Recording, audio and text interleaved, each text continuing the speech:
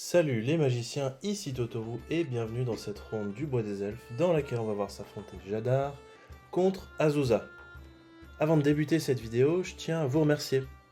En fait, on vient d'atteindre les 500 abonnés sur la chaîne et j'ai fait un petit post que je vous invite vraiment à regarder qui va détailler un petit peu quels sont mes projets actuels, quels sont les projets que j'envisage.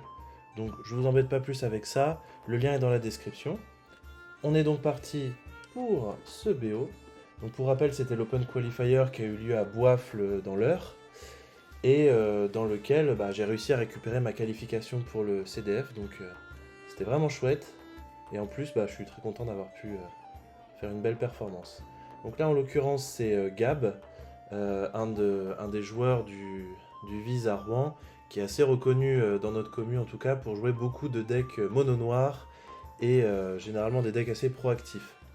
De l'autre côté, c'est Alexis qui joue Azusa, et donc on voit que après avoir joué un Sol Land au T1, il peut même là le jouer directement dès le tour 2. Et étant donné que le fait de poser des terrains, ça passe pas par la pile, à la résolution d'Azusa, en fait, on peut poser nos deux terrains immédiatement, sauf évidemment s'il y a un trigger d'arrivée en jeu qui ferait un passage de priorité, mais en général, ces terrains-là, on les joue en seconde position. Là, en l'occurrence, Alexis a joué ses deux terrains, il a fetch, et il propose directement en Nature's Lore. Donc là, ça veut dire que dès le prochain tour, il va dégager, il aura déjà 6 landes. Donc pour peu qu'il en ait quelques-uns en main en plus, il peut déjà, dès le tour 3, proposer un titan primitif, je sais plus exactement ce qui est joué, mais je crois que c'est un Hugin the Dragon Spirit. Donc là, Gabriel, il va falloir qu'il reste quand même assez proactif, potentiellement caler quelques petites discards qui pourraient vraiment disrupter le plan de jeu de Azusa, donc d'Alexis. D'expérience, donc après je vais pas forcément redemander à Koresh, qui est quand même un des piliers du deck. Je sais pas trop comment le deck encaisse les discards. A priori pas super bien, en fait je pense que le plan ça doit être de tuto dans Eye of Ugin, pour pouvoir à la fin du tour adverse aller tuto un spoiler à cast à son propre tour. Mais je pense que dans l'early, il doit pas forcément apprécier les discards Azusa. Donc en l'occurrence, Gabriel joue un jeu qui est quand même relativement proactif et qui peut proposer des locks. Typiquement Jadar au tour 2, Contamination au tour 3 pour un deck qui joue pas mono noir. Ça peut être synonyme directement d'une fin de partie. En l'occurrence, Marionnette Apprenti, c'est une carte qui va être assez pertinente, puisque en général, Azusa ça a tendance à se cacher derrière la carte Glacial Chasm, qui a un entretien cumulatif de 2 points de vie, donc au début on paye 2, puis 4, puis 6, etc. Qui a l'ETB, donc à l'arrivée en jeu, nous fait sacrifier un terrain, bon ça on s'en fiche un petit peu. Ce qui compte surtout, c'est qu'on n'a pas le droit d'attaquer, mais par contre, tous les dommages qui devraient nous être infligés sont prévenus. Ça ne prévient pas la perte de points de vie. Dans ce cas de figure, Marionnette Apprentice, c'est de la perte de points de vie puisque c'est marqué. Chaque adversaire perd un point de vie. À quelles conditions? À celle qu'une créature ou un artefact que Gabriel contrôle soit détruit. Donc en fait, si jamais le board de Gabriel est géré, Alexis va se prendre quand même un certain nombre de dégâts de gratte, à voir s'il arrive à stabiliser avec des cartes qui font gagner des points de vie, ou au contraire à résoudre un Emrakul, je crois que c'est The World Anew, le dernier de MH3, qui prend le contrôle de toutes les bêtes. Donc là, Alexis cherche à poser un maximum de land drop, puisque sur son Arc Druid's Charm, pas facile à dire d'ailleurs, il peut aller chercher soit un terrain, soit une créature. Et si c'est un terrain, il la met en jeu engagé. Si c'est une créature, il la met dans sa main.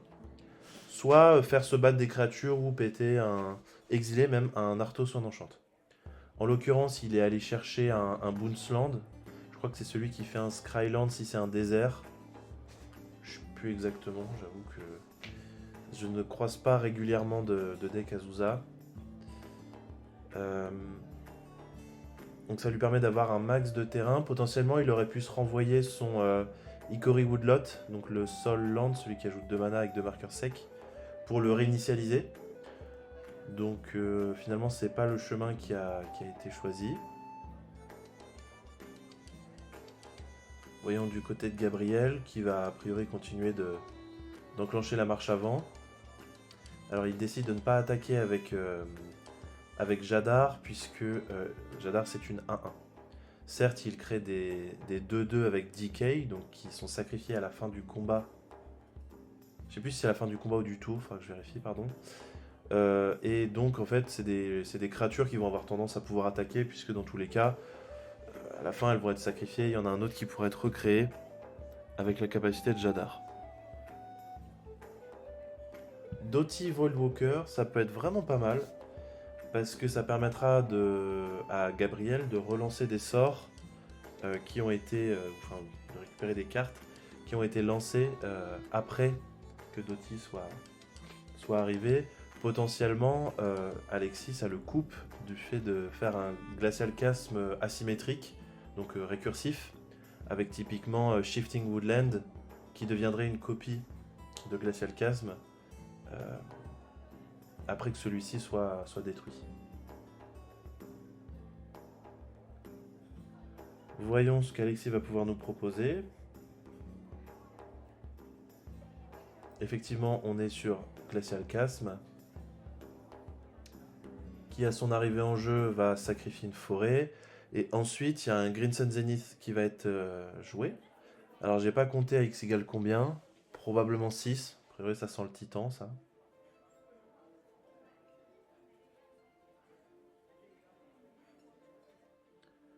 On va donc voir ça.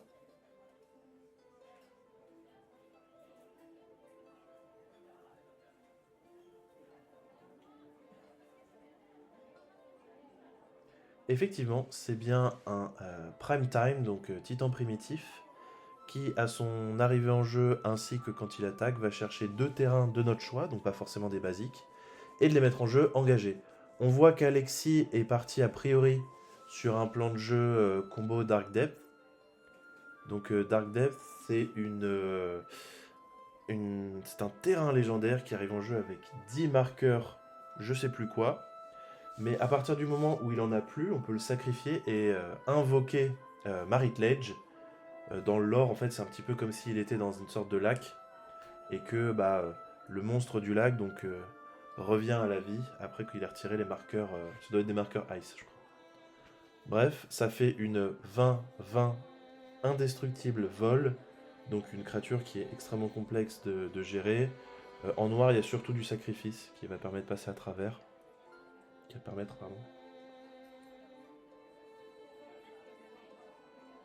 Concrètement, Gabriel dispose de 1 à 2 tours grand max pour clôturer la partie, sinon c'est fini.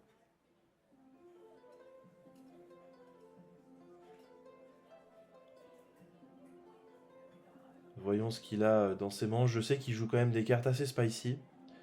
Si vous le souhaitez, sa decklist est en description. J'essaye au maximum de fournir les decklists quand les joueurs veulent bien me la partager et que j'oublie pas tout simplement, parce que ça m'arrive aussi. Donc là concrètement, il peut passer à travers Chasm en pétant un certain nombre de ces créatures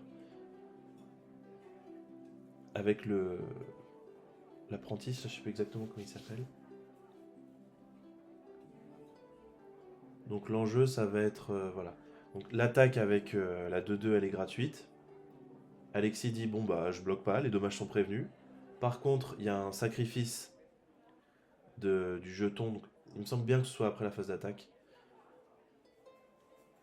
Ce qui permet d'infliger un dégât de gratte avec la petite bestiole là. Et ensuite ça va être à Gabriel d'être assez créatif pour coller ses 12 points comme un chef. Potentiellement il lui reste un tour supplémentaire. Il me semble qu'en plus Alexis a une Urza's Cave. Donc potentiellement si le Dottie n'est plus en jeu, il pourra faire effectivement le... comment ça s'appelle, Glacial Chasm asymétrique avec Shifting Woodland.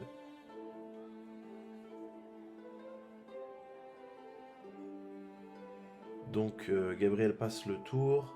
C'est à Alexis qui paye les 2 points de vie pour garder le chasme. Puisqu'en fait concrètement Alexis là va attendre la fin du tour de Gabriel sacrifier son Marit Ledge. Donc en fait la synergie c'est avec Thespian Stage, donc scène de théâtre, qui pour deux en s'engageant devient la copie d'un autre terrain. Sachant que s'il devient une copie de Dark Depths, il n'a pas la capacité d'arriver en jeu qui met les 10 jetons, les 10 marqueurs Ice. Ce qui fait qu'il va y avoir une règle des légendes. On va choisir de garder le Marit Ledge Thespian Stage, puisqu'il n'aura pas de marqueur. Donc on sacrifie celui qui avait les 10 marqueurs. Et là, il y a la deuxième partie du Dark Depths qui rentre en jeu et qui dit bah on vérifie, il n'y a plus de marqueur dessus, donc on sacrifie la scène de théâtre et on crée en jeu du coup le jeton 20-20 Marit Ledge. Alors petit focus sur la ligne de play que Gabriel est en train de faire, que je trouve assez intéressante. Il joue un Malakir Rebirth sur sa bestiole, là, sur le Doti. Il va le sacrifier, il va rien cibler. Ça permet de coller 1 avec la marionnette. Et ensuite, alors celle-là, je dois vous avouer que j'ai dû bien chercher au montage parce que j'arrivais pas à voir ce que c'était. Il nous joue un Corvex Spite. Alors, pour tous ceux qui ne savent pas ce que c'est, dont moi le premier, c'est un sort qui demande au cast de sacrifier tous nos permanents, de défausser notre main et d'infliger 5 blessures. Étant donné que la bestiole qui colle des dommages voit toutes les autres mourir, et bah il me semble qu'il y en avait 4 autres, ce qui fait que ça inflige 4 blessures, Alexis passe à 5. Ensuite, résolution de la Spite, target player loses 5 life, en l'occurrence c'est Alexis. On est donc sur un kill pixel perfect que Gabriel nous a sorti vraiment de sa manche, et alors là, moi je trouve que c'est du beau Magic. Quand on arrive à déterrer des cartes de vision, alors qui doivent dater de quelque chose comme 96 ou 97, je trouve ça assez impressionnant. Donc voilà. En l'occurrence, bravo à Gabriel d'avoir remporté la première. Remporter une partie, ça ne veut pas dire remporter la guerre. Il va falloir quand même réussir à réitérer l'exploit. Et ça passe en l'occurrence par jouer un Shambling Ghast au tour 1, qui est une petite bestiole, en l'occurrence que j'ai découvert grâce à Chandra, qui est donc Madame Storm, qui le joue dans son deck Rograk Tevesh, pour le sacrifier, avancer dans son mana en créant un trésor, et bien souvent en sacrifiant, que ce soit avec des sorts comme Village Rite, ou la capacité +1 de Tevesh, pour piocher des cartes. On a donc eu alors mince, j'ai pas capté ce que c'était. Oui, Explore, pardon. Du côté d'Alexis au tour 2, donc il a rajouté un terrain, il a pioché une carte. Ce qui lui permet d'avoir quelques mana up en plus pour lancer son Azusa et avoir potentiellement des interactions. Gabriel nous fait son classique Jadar T2. A voir s'il arrive à assembler son lock avec Contamination. Contamination qui est quand même assez différent de Blood Moon, dans le sens où ça ne retire pas les capacités des terrains. On peut toujours fetcher sous compta, on peut toujours activer des capas. Par contre, les manas qui devraient être ajoutés sont ajoutés... Enfin, ça remplace toute quantité et couleur de mana qui devrait être ajoutée par un seul mana noir. Si jamais on devait ajouter 2 manas verts, par exemple, avec le terrain de tout à l'heure, on ne va ajouter qu'un seul mana noir. Ça a quand même son importance.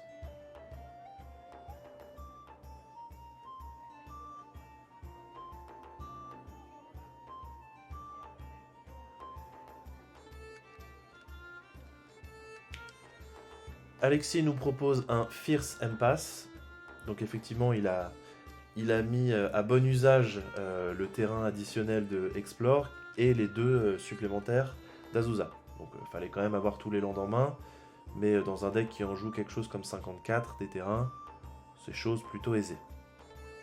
Donc on a le traditionnel Titan primitif qui est vraiment le couteau suisse du deck, puisque c'est une créature assez proactive qu'on peut lancer dès le tour 3 ou 4 en général. En l'occurrence là c'est effectivement au tour 4 qui pourra être lancé. Et ça permet d'aller chercher soit la combo Dark Depths, soit... en fait, il y a énormément de packages qui peuvent être posés par paquet de 2.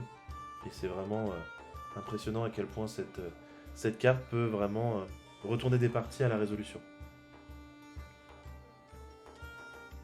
Donc amis joueurs de bleu et petit filou qui joue Stifle, n'hésitez pas à Stifle la capa de TB du titan primitif si vous ne pouvez pas le contrer.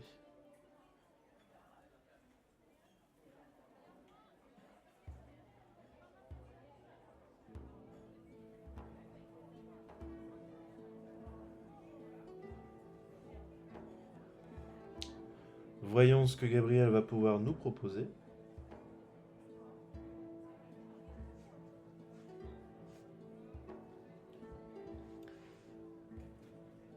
Petit temps de réflexion de sa part, on le comprend, il est déjà dans une situation assez complexe. Sachant qu'en plus, Alexis, si jamais il a plus vraiment de cartes actives au-delà du titan, il va pouvoir casser un terrain par tour avec Dustball.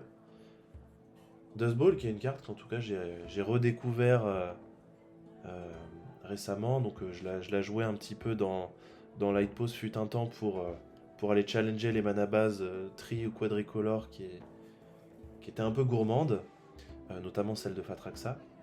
Mais dans Ketramos, typiquement, c'est une carte qui est vraiment extrêmement puissante.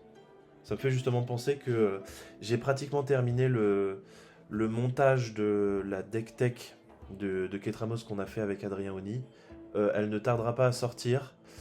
Si j'arrive à la sortir dimanche, donc demain dimanche, ce serait vraiment top. Sinon, ce sera mercredi ou samedi de la semaine prochaine. En parallèle, j'ai pas mal d'autres contenus à monter, et ainsi que la deck tech de Fatraxa que Léo Faka m'a proposé. Donc on reprend sur la partie. Phase d'attaque du côté de Gabriel. Le but c'est vraiment de coller un maximum de dégâts en early et ensuite d'infliger des blessures indirectement, donc avec principalement de la perte de points de vie. Il y a pas mal de cartes qui remplissent cette fonction du côté de Gabriel pour passer à travers les chasmes symétriques ou asymétriques. Donc quand je dis chasme asymétrique, c'est que on arrive à attaquer malgré le fait que Chasm fasse son effet de prévenir les blessures.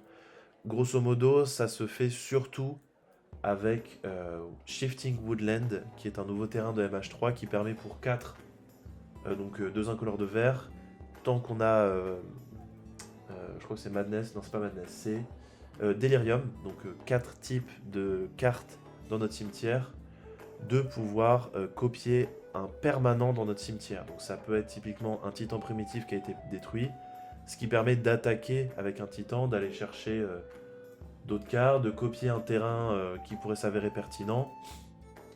Enfin, la carte a énormément d'utilité. Je sais pas si ça fonctionne, mais on peut peut-être potentiellement copier un Dark Depths du cimetière, sacrifier le Shifting Woodland, qui est donc une copie de Dark Depths, et recréer un Marit Ledge. Je suis pas certain de ce que j'avance, il faudra que je vérifie, que je prenne le temps de poser les choses à plat. Mais en tout cas, ce qui est certain, c'est qu'il y a énormément d'applications pour Shifting Woodland qui est vraiment une pépite dans le deck et vraiment qui a redonné un coup de boost à Azusa. Parce que, pour rappel, Azusa, c'est une carte de Kamigawa premier du nom. On parle pas de Neon Dynasty, on parle vraiment de celui de 2002-2003. Donc Azusa, c'est une carte qui existe en Duel Commander depuis que le Duel Commander existe. C'est-à-dire dans les années à peu près 2010, si je dis pas de bêtises. De peut-être 2012-2013. Enfin, je demande confirmation à des joueurs qui sont là depuis ce moment-là. Rotten Reunion, qui est une carte assez intéressante, qui fait une référence directe à un tableau assez connu, dont j'ai complètement oublié le nom, mais j'ai l'image en tête, avec 2 paysans qui ont leur petite fourche qui posent devant leur maison. Donc cette carte qui permet de... Voilà, parce qu'on s'en fiche un petit peu des anecdotes. C'est une carte qui permet d'exiler jusqu'à une carte d'un cimetière. Et dans tous les cas, ça crée un jeton de 2 zombies avec Decay.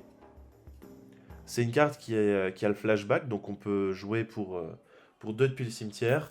Et qui met vraiment des bâtons dans les roues pour toutes les stratégies qui jouent avec le cimetière.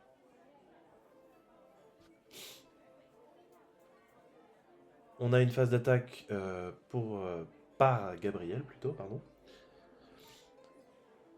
Voyons comment Alexis décide de bloquer. Je pense qu'il a compris que chaque dommage compte après avoir perdu au point de vie près sur la première partie.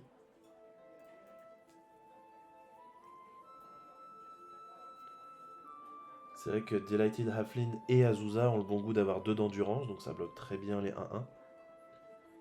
Et Titan Primitif, il va pouvoir bloquer, je pense, une 2-2 plutôt que le Orkish qui peut être bloqué par Delighted Halfling typiquement. Ok, c'est intéressant de bloquer comme ça. Je sais pas si je l'aurais fait ainsi. Parce que là, ça veut dire qu'il accepte de perdre son Azusa, alors qu'il aurait pu juste la mettre en face du Orkish et elle serait pas morte. Bon, soit. Il y a 2 points qui passent.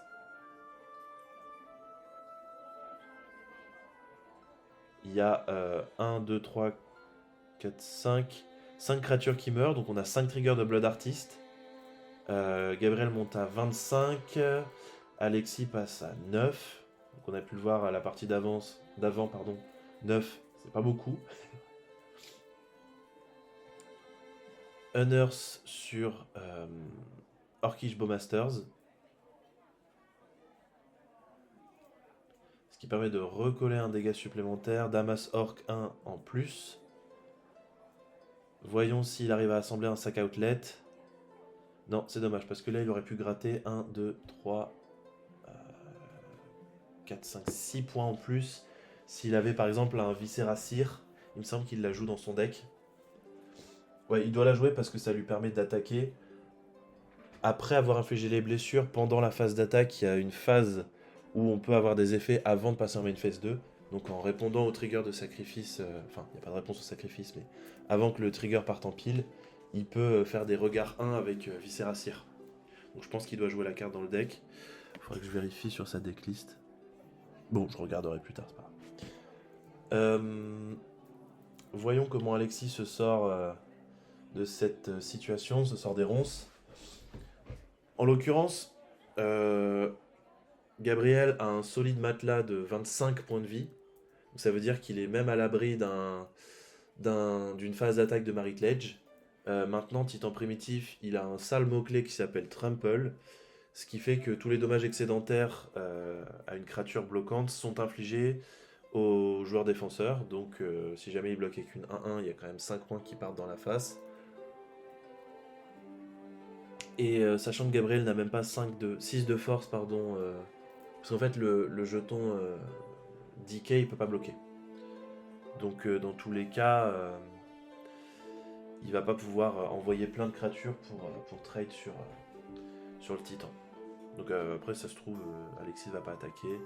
Ouais, je pense que si quand même. Il faut aller chercher Chasme.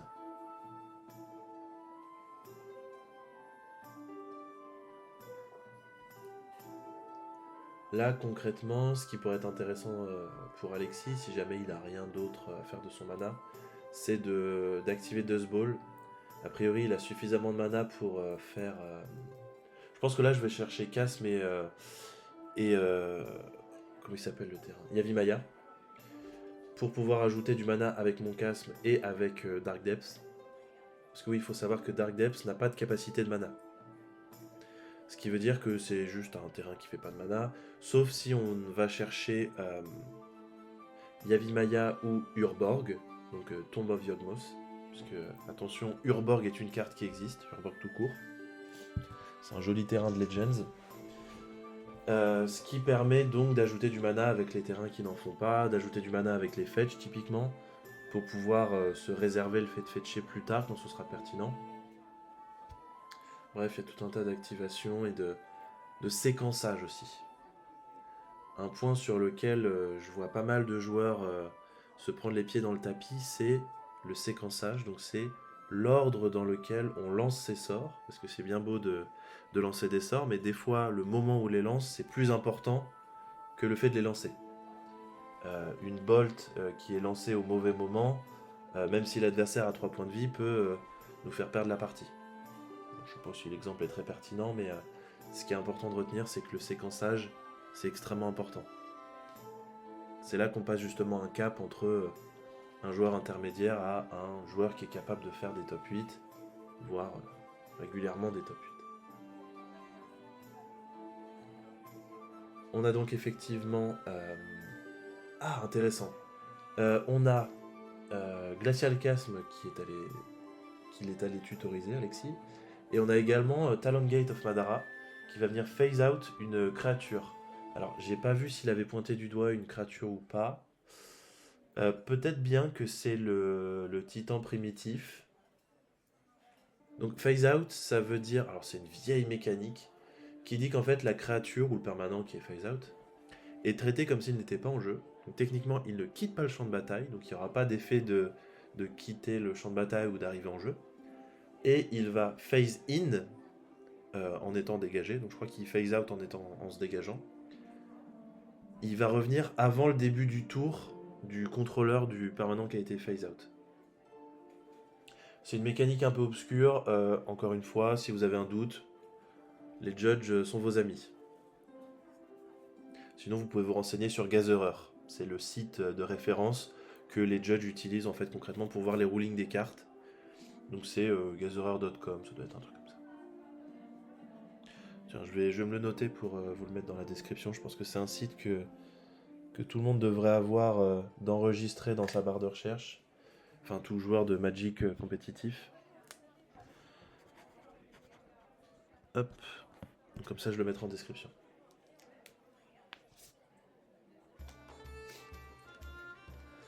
On est donc dans un spot où concrètement Gabriel il a un tour pour arracher la win, sinon ça va s'avérer vraiment compliqué. Je pense qu'il s'est effectivement rendu compte que ça n'allait pas être possible.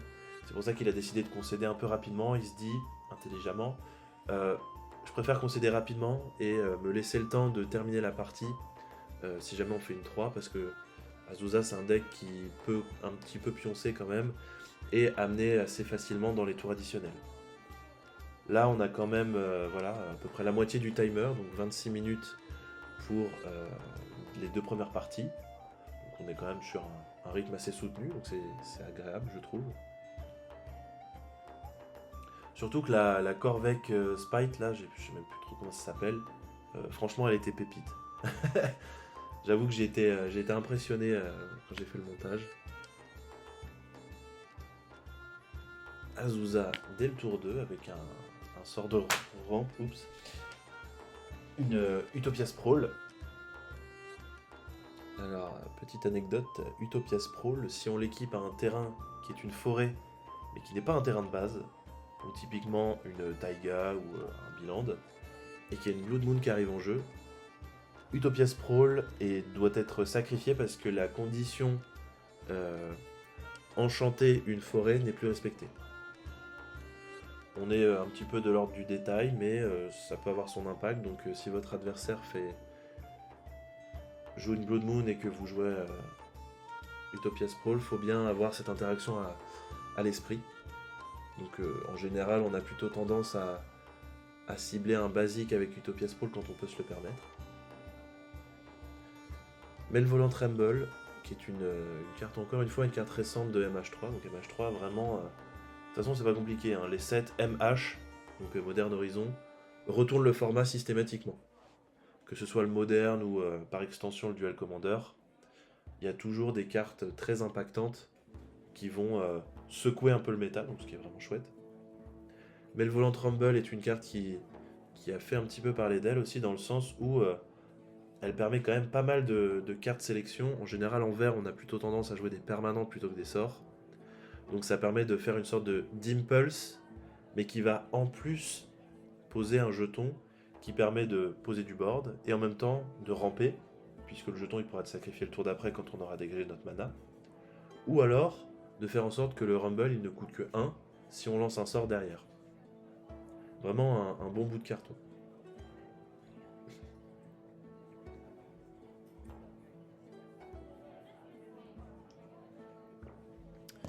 Phase d'attaque pour Gabriel.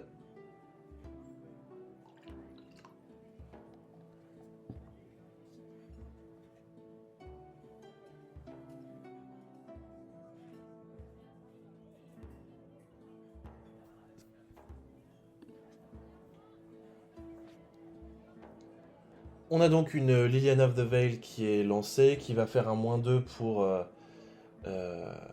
retirer le petit jeton Sion. Donc Eldrazi Sion qui avait été posé du côté d'Alexis avec le mail volante Rumble. On voit que c'est quand même...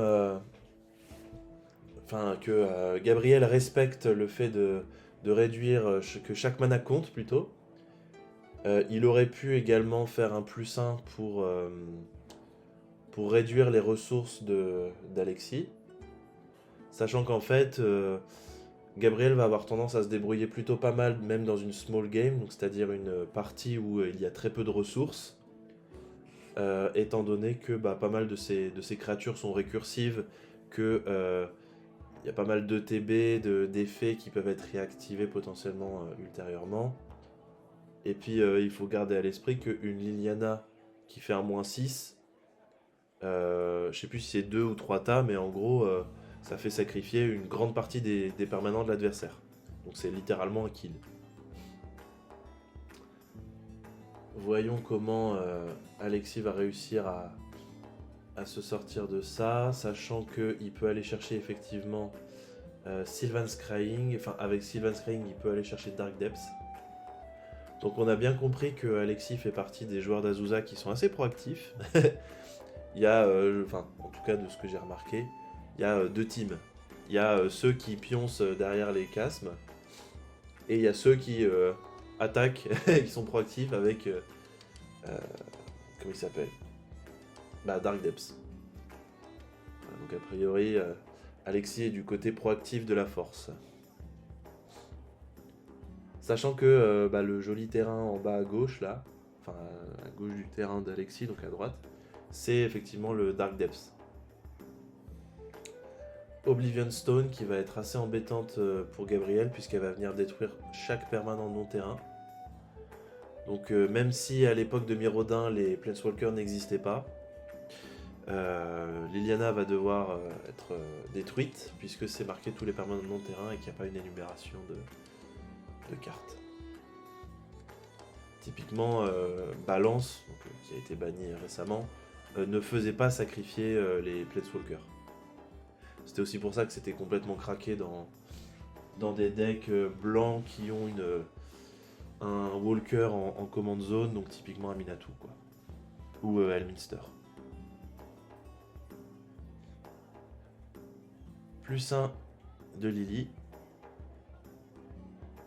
Chaque joueur défausse une carte, donc on voit que les joueurs les mettent face cachée, puisque c'est les deux joueurs qui défaussent en même temps.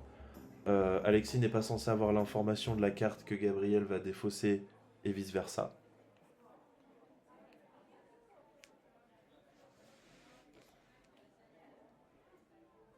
Donc là c'est un petit peu complexe pour Gabriel, parce qu'il doit être suffisamment proactif pour forcer Alexis à craquer son Oblivion Stone, mais pas non plus déployer trop de ressources, puisque sinon la Stone justement elle va vraiment lui faire du mal. Alors là on est sur une carte spicy encore une fois. Pour 3 on a une 5-4 menace qui a la contrainte de devoir mettre 2 marqueurs -1/-1 sur une créature qu'on contrôle. Donc s'il n'y en a pas d'autres, c'est sur le Belcher lui-même. Qui dit qu'à chaque fois qu'un autre zombie qu'on contrôle meurt, chaque adversaire perd un point de vie. Donc pour rappel, les jetons avec Decay sont des zombies.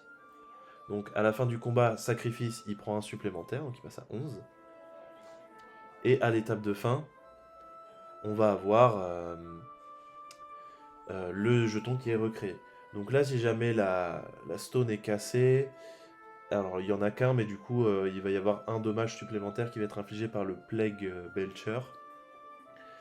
Puisqu'il voit, donc il se voit mourir, mais étant donné que c'est marqué chaque autre zombie, il se prend pas en compte sur sa propre capacité. C'est vrai que c'est une carte intéressante. Au pire, ça fait une 3 de menace qui peut coller des petits dégâts de gratte. Ce qui est vraiment pas mal, c'est qu'il voit à chaque fois les jetons avec Decay se faire sacrifier à la fin du combat.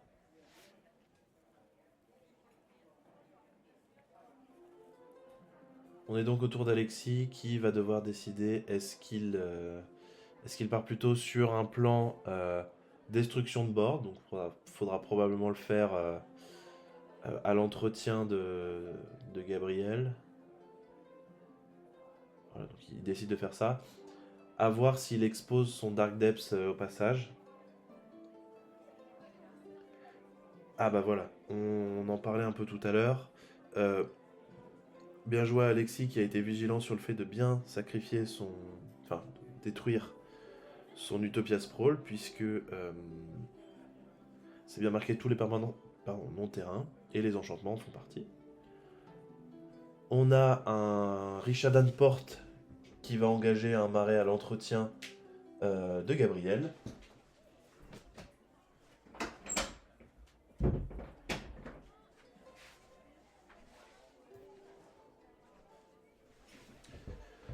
Et un double spell, donc à savoir Doughty Voidwalker ainsi que Nethergoyf. Nethergoyf qui a priori a 3 de force. Donc ça viendrait potentiellement poser une cloque assez conséquente. Sachant que s'il n'y a pas Glacial Chasm, Shadow, donc la capacité Shadow de Doughty Voidwalker l'empêche de bloquer, mais aussi lui permettre d'être imbloquable, excepté par d'autres bêtes qui ont Shadow.